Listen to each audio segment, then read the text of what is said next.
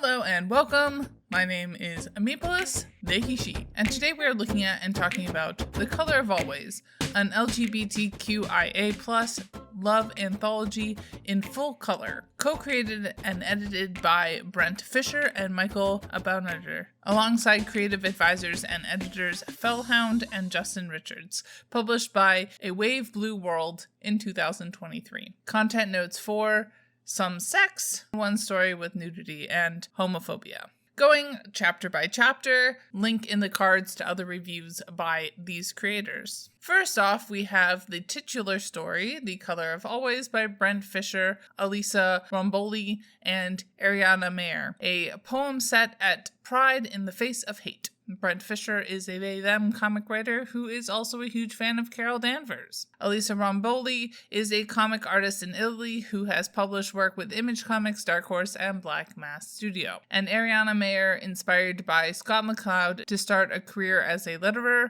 has also done work on Nubia, Real One, and an entry in Marvel Voices, Identity, which I have previously reviewed, and many more titles I haven't just yet. Next, we have Harader by Julia Paiewonsky and Alex Putprush, a story about love and carrying on tradition. Julia Paiewonsky is from a small town outside of Boston who apparently just graduated from Savannah College of Art and Design. Alex Putprush also went to SCAD, likes black coffee, and petting her pupper. Third, we have Tethered by Mario Candelaria, Laura Helsby, Canola, and Scott Ewen, a story of telephones, love, and a pug. Mario Candelaria works in films and television alongside creating comics. He currently hails from Philadelphia and shouts out Wawa, of all places, in his portfolio About Me section. Laura Helsby is a they-them from Manchester, UK. They apparently have a book coming out in 2024 entitled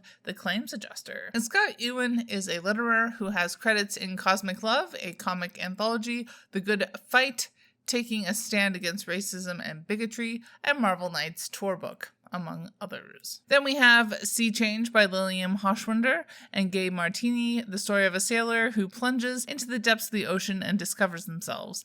A bit longer than some of the other stories, it was definitely one of my favorites. Lillian Hochwender is queer, disabled, and a writer who writes short stories, comics, comic reviews, articles, and essays. And Gabe Martini is a Latino comic artist living in the UK. Our fifth story is Letting It Fall by Priya, Saxena, and Jenny Fleming, a story of terror and self-discovery. I really like the art style on this one. And first, Priya Saxena remains a bit of a mystery to me. Second, Jenny Fleming is an artist out of Tennessee. Then we have Long Away by Tilly Bridges, Susan Bridges, and Richard Fairgray, a story about family connection. Perhaps unsurprisingly, Tilly and Susan Bridges are a couple. They write audio dramas, comics, teleplays, and screenplays that tackle themes of hope, the future, and personal identities. Richard Fairgray lives in the, quote, filth of Hollywood and is gay, blind, and grumpy. Richard has been making comics for a long time and seems to have originally spawned in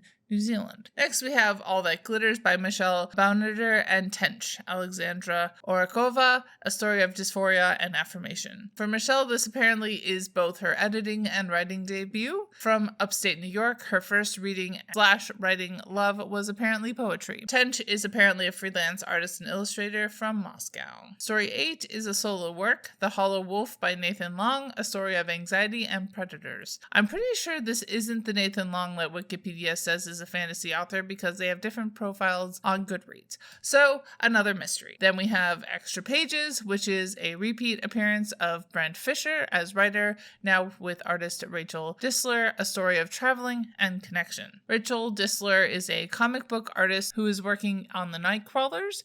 They graduated from Pennsylvania College of Art and Design. Next, we have Leaves by Christa, Harader, and Katie Hicks, a story of growing up. Christa is a freelance writer and editor. Beyond comics, they also blog about horror films and pulp lit. Katie Hicks is an artist based in the Toronto area and has contributed to Toronto Comics Anthology, which is a franchise I finally am aiming to tackle. Entry number 11 is another author-artist story, Evermore Myself by Kunstmann, a story with lip rings, sushi, and discovering connection. Kunstmann is a self-described queer, pansexual, non-binary at the head of Yolman Press. Then we have Both Sides Tides by Brittany, Briggsy, Gonzalez, and Elizabeth Millette, A Story of Longing. Briggsy is a journalist, streamer, and writer you can find over on Twitch. And Elizabeth Millette is a creator of art, comics, and games based out of Toronto. Rounding the final corner, we have Drawing Lines / Posting Signs by Christy Porter and Alina Wahab,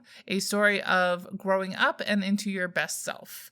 Christy Porter has worked as a journalist for many a year now and is now a twice-published comic book writer. Alina Wahab is an artist from India inspired by, quote, old-school anime, pin-up aesthetics, and haute couture. And last but not least, we have An Open Love Letters by Jaslyn Stone, Lina Kangas, Gabe Contreras, and Jomet Gill, which is pretty much exactly what's on the label. Very fun ending. Jaslyn Stone is a freelance comics marketer and writer. Beyond comics, she has also written for video games and tabletop games and Tales from Seattle. Lina Kangas is an artist and writer, and among other things, they have apparently collaborated with James Tynion IV on Razor Blades. So I'll definitely be checking that out in the future. Gabe Contreras is a colorist and illustrator in Lima, Peru. She enjoys K-pop and Drag Race. Jomet Gill is the second person in this collection to have been previously reviewed by myself. They also contributed to Shout Out TO Comics LGBTQIA+ Anthology. Keywords that came to mind: reading this anthology, pride, connection, self-discovery, and coming of age. And the summary is, quote, the flutter of first dates, the thrill of a text back, the heart-stopping seconds before coming out, and the rush when finally discovering who you truly are. All of these life-changing moments across the full spectrum of LGBTQIA+ experience are ready to explore in this bright and inspiring comics anthology. The Color of Always is a collection of personal stories, testimonies, heirlooms, evocations, and evangelisms for queer creators and readers that celebrates feeling good about who you are and coming into your own at last, end quote. As with all anthologies, there's some I liked more than others, but like some other recent reads, I would say all of them are average to above average, and no one felt like they dropped the ball entirely. Overall, a pretty sweet and hopeful collection. People do bump up against hate, anxiety, etc., but things are always looking up by the end of the story. Looking at the artwork, I was a bit surprised to find a fairly consistent color scheme throughout, but that might just be the use of bisexual lighting. Looking at sexuality and gender, obviously these are focuses of this collection. I don't feel like we covered the whole LGBTQIA spectrum, but every story felt very different and there was little to no redundancies. We also got a smattering of racial diversity. If I had to guess, it does seem like the stories are focused on characters of different classes, but it was not something highlighted in the stories themselves. Disability felt the most ignored. To conclude, a cute, fun, and fast read, 4 stars. Bye y'all, keep reading, and stand with striking workers.